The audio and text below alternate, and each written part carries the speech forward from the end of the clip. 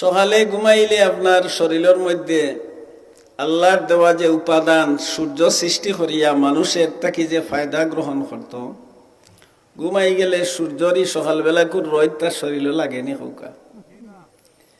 এর লাগি দুমদুমা খোলা গাছ একজন আর বেমারর ফুকইর শরীরের মাঝে হাসানাইনি হোকা।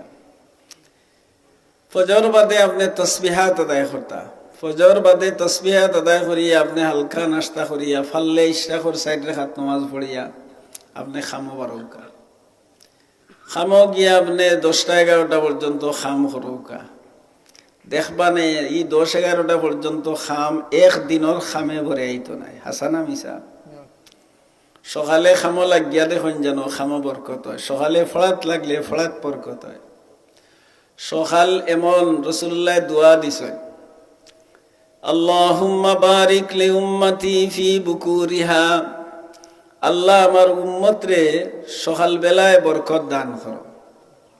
তো নবীর দোয়া হইল সকাল বেলাকুর বরকতময় সময়ের আপনি খামো লাগাইতাই। এখন আমরা কেন লাগাই আর হোকা?